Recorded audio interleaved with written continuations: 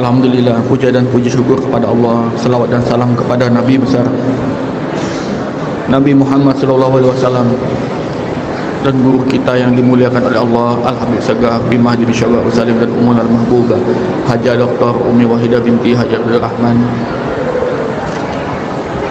dan senang hiasa kita semua insyaAllah dalam rahmat dan kasih sayang Allah. Amin amin ya Allah ya Rabbal Alamin.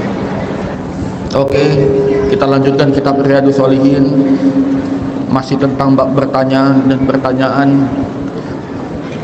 tentang salah satunya tentang sholat. Gimana jika kala sholat ketika sholat sang imam batal dalam keadaan kentut? Bagaimana ketika makmum menggantikan sang imam yang sedang di dalam keadaan batal dalam sholat?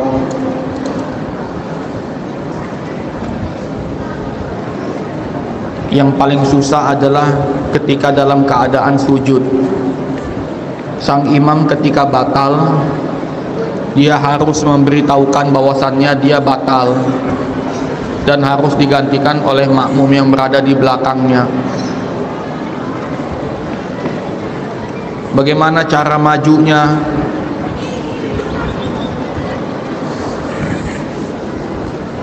Selesai sujud baru berdiri. Selesai berdiri maju 1 atau 2 langkah untuk menggantikan imam yang batal dalam keadaan sujud dan dalam keadaan batal. Jadi itu, lanjut. Silakan yang mau bertanya, silakan.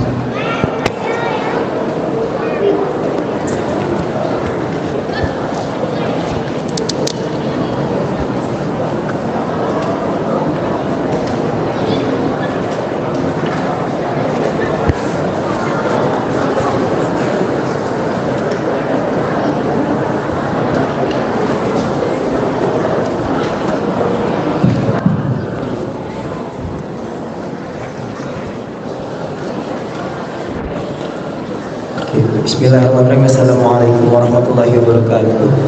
Izin bertanya, Bib, ini tentang prosesi haji. Jadi sebelumnya saya pernah diskusi sama teman saya permasalahan tentang ibadah haji ini, Bib. Jadi di dalam prosesi haji itu kan ada yang namanya sa'i ya, berjalan-jalan kecil di antara Bukit Safa dan Bukit Marwah. Nah, teman saya itu bertanya begini, Bib, sampai dia sekarang sakit di rumah saking bingungnya, penasaran. Jadi itu pertanyaannya, kalau misalkan sa'i pakai sepatu roda itu sah nggak, Bib? Mungkin cukup sekian, Bib, pertanyaannya. Jadi ketika umroh atau haji, Nabi itu pakai unta, pakai sa'i juga, keliling tawaf Ka'bah pakai unta Nabi. Pakai unta, pakai kuda, pakai kendaraan juga. Mungkin nggak ada masalah. Kalau bisa ya pakai, silakan. Kalau bisa. Karena Nabi sendiri pakai unta, pakai kuda. Kalau umroh atau haji, pakai kuda atau unta, Nabi keliling Ka'bah. Sambil naik kuda dengan bakatnya, pakai unta dengan subhanallah walhamdulillah wa la ilaha illallah wallahu akbar. Subhanallah walhamdulillah wa la ilaha illallah wallahu akbar. La ilaha illallah Muhammadur Rasulullah. La ilaha illallah Muhammadur Rasulullah. Sambil berzikir. Yang boleh aja pakai kendaraan apa aja. Yang pertama itu yang nggak pergi umroh. Yang kedua itu yang nggak pergi umroh, yang nggak pergi haji. Menanyakan alasan, menanyakan begini boleh, begitu boleh, tapi dia tidak menjalankan pekerjaan itu. Ini nggak ada hukumnya. Mau pakai mobil, mau pakai motor, umroh tawaf itu boleh-boleh. Karena Nabi juga pakai kendaraan. Gitu.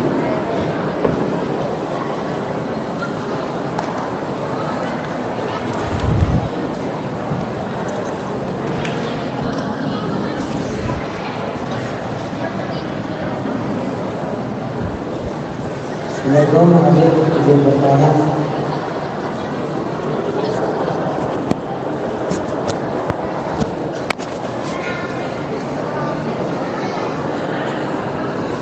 Allah Subhanahu wa taala menurunkan surat pertama yaitu surat Al-Alaq.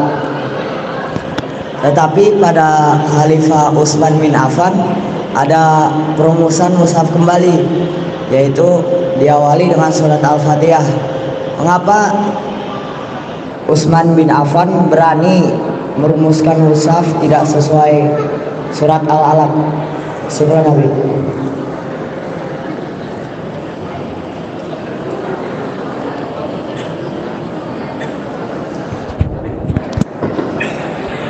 Yang bertanya dikasih oleh tadi yang bertanya untuk apa juga dikasih oleh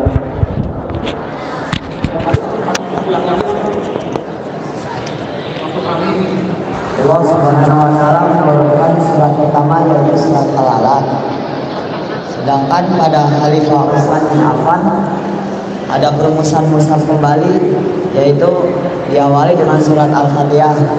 Mengapa Utsman bin Affan berani merumuskan mushaf tidak sesuai urutan penurunannya? Beginilah. Jadi dalam Al-Quran itu kembalikanlah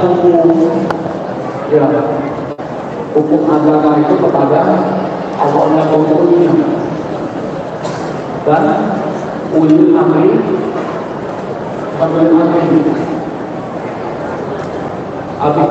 Allah, para nabi dan apapun obat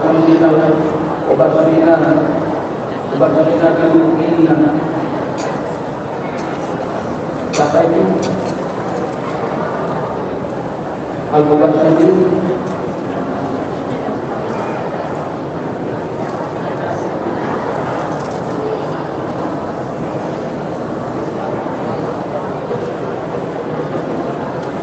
jadi habis Allah, para nabi dan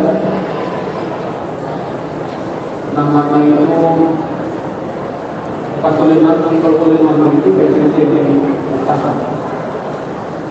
yang boleh diuruti hukum agamanya para nabi, para rasul dan yang aturan ini adalah apa namanya?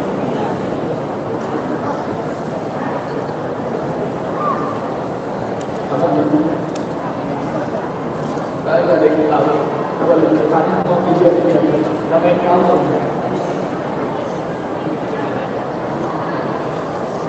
Ulama Rasul. Siapa itu ulama Rasul? Ini disebut dalam Al-Quran. Nah, yang pertama Sayyidina Abu Bakar, yang kedua Sayyidina Umar, yang ketiga termasuk yang paling apa? Itu yang boleh. Itu orang-orang yang dibolehkan. Karena Allah sendiri yang kasih tahu. Allah sendiri yang kasih tahu. Jadi dia memang diizinkan oleh Allah. Jadi Abu Bakar, Sayyidina Umar, Sayyidina Utsman, Sayyidina Ali yang empat ada. Setelah itu kita nggak ada lagi Ubasirina kan Ubasirina itu dia berjasa. Jadi nanti semakin apa Sayyidina Ali yang kadang-kadang tahu juga itu nama-nama orang-orang yang berjasa. Yang Allah kasih tahu itu orang yang dijamin surga. Jadi memang diberi kelebihan sama dia. Bukan dia yang bawa Al-Quran itu diberi apa?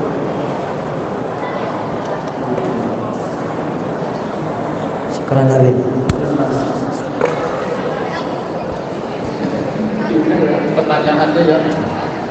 Kita yang harus.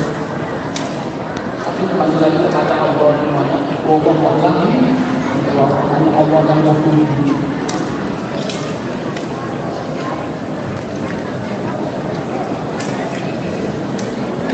Karena itu orang bukan saja menandakan orang diridhoi oleh Allah.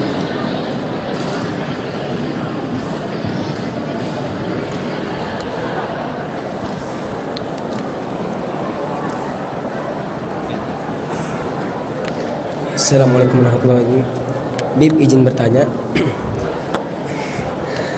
Apabila kita musafir Bib datang ke suatu daerah, kita ikut sholat berjamaah di daerah tersebut. Lalu ketika kita sholat, imamnya ini bacaan Fatihahnya salah, banyak yang salah Bib. Apakah sholat itu sah atau kita harus mengulang sholatnya lagi Bib?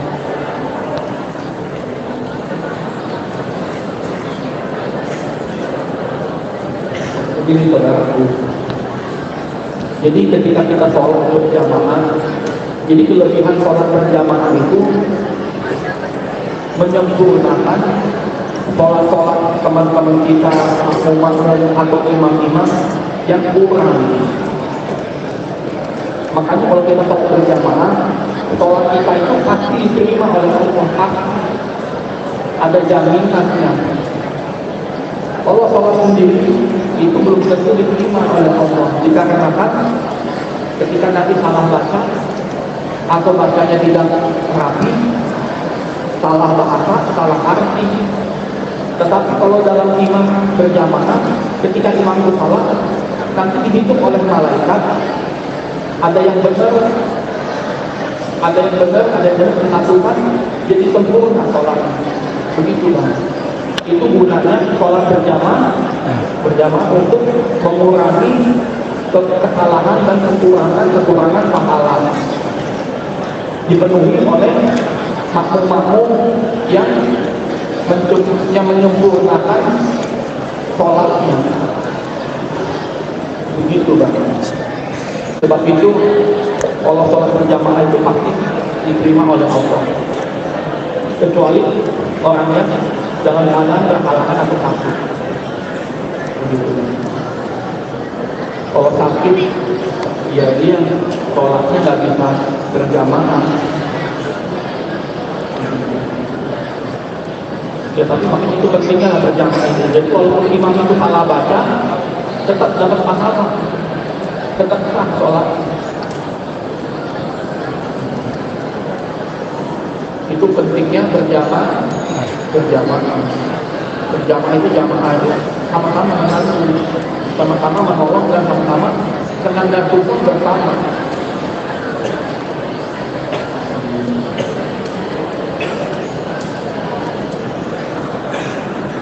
Itu yang bertanya lagi. Jadi begini makanya. Jadi tetap diterima oleh Allah sholat.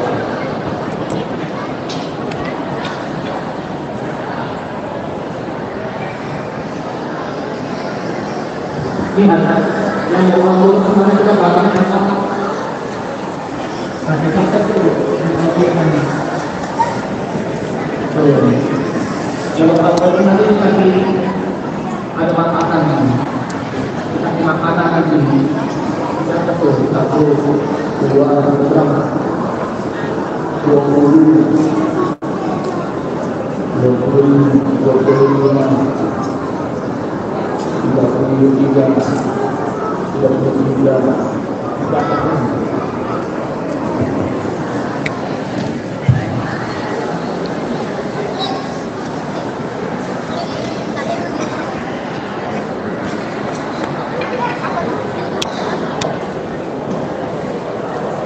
Assalamualaikum warahmatullahi wabarakatuh. Apa bagaimana saya ingin bertanya. Jadi begini, saya dulu pernah ninggalin sholat selama 3 minggu. Itu saya ninggalinya tanpa unsur atau bisa dibilang sengaja. Nah, pertanyaannya, bagaimana cara mengkodok sholatnya? Apakah harus semuanya dikodok sekarang atau bisa dicicil? Nah, jadi dulu ini apa namanya? Bagaimana cara mengkodok sholat? Bukan, dulu pernah hilap dulu 3 minggu. Dulu pernah ninggalin sholat lama 3 minggu. Itu saya ninggalinnya sengaja gitu, kayak hilap. Iya, jadi sampai sholat duhur, nanti sholat duhur lagi dengan yang usolli, fakhdoduri, kata rokatin, lagi kodokan lillahi ta'ala. Di bawah sholat itu hutang dalam kita. Jadi saja sholat duhur berjamaah, selesai sholat duhur, habis itu sholat lagi duhur, niat kodok yang sebelumnya karena ditinggalkan atau mati atau hantar, boleh kan? Itu udah bagus supaya kita nggak ada hutang. Karena yang pertama kali ditanya oleh Allah bukan hanya kita, bukan rumah kita, anak kita, harta kita, pangkat kita, tapi yang ditanya sudah sholat belum? Itu yang Allah tanya pertama. Namanya apa? Abi Setiawan. Abi sudah sholat belum? Nah ditanya sama Allah, sudah sholat? Gimana? Sudah belum? Belum. Kenapa nggak sholat? Nggak sholat kenapa? Malas.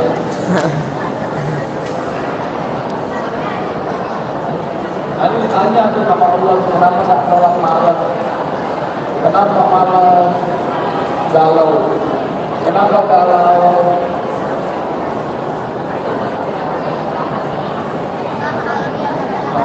Kenapa galau? Nggak ada duit. Kenapa nggak ada duit? Ya nggak mau aja. Kenapa nggak mau? Terus ditanya juga sama Allah. Kenapa nggak mau kuliah, nggak mau kerja? Kenapa nggak mau kerja? Karena malas. Kok malas? Terus kenapa? Kok bertanya?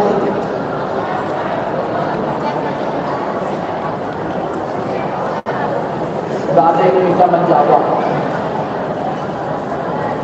Nanti sama Allah dikasih pertanyaan. Nabi Ayub sakit, miskin, malas, tapi dia tetap sholat. Kan begitu. Nabi Ibrahim,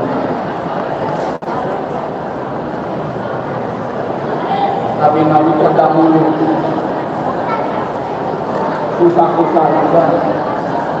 Orang-orang terdahulu susah. Di luar sana banyak yang lebih menderita dari kamu, banyak yang lebih susah dari kamu. Kan begitu. Kenapa kamu nggak bersyukur?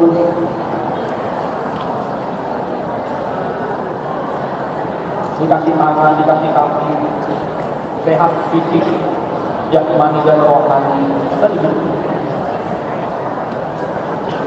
Makanya lebih baik sholat. Ditanya sama Allah, kita sholat sudah masuk surga. Nggak ditanya-tanya lagi.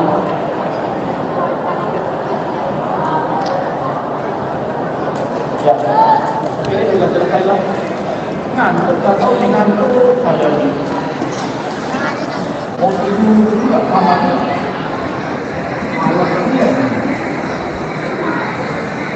Hujan itu ngantuk. Ya, cantik.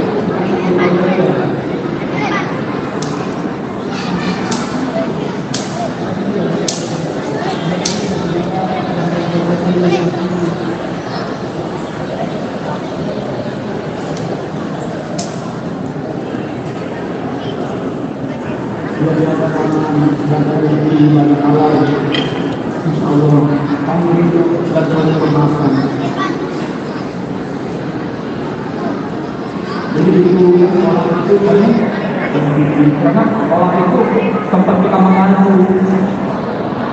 Ya Allah, penderitaan nasi kita masalah Tuhan orang tak mau banyak utang, banyak cobaan.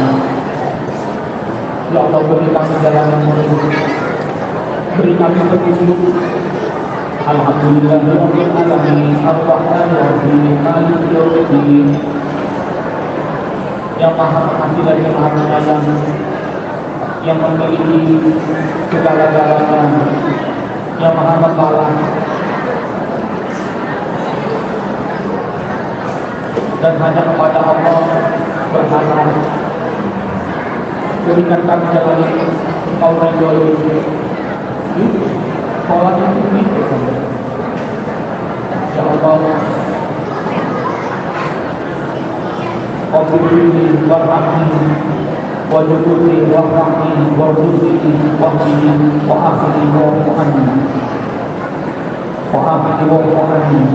Ya Allah, sayangi kami, muliakan kami, angkat derajat kami, ampuni dosa-dosa kami.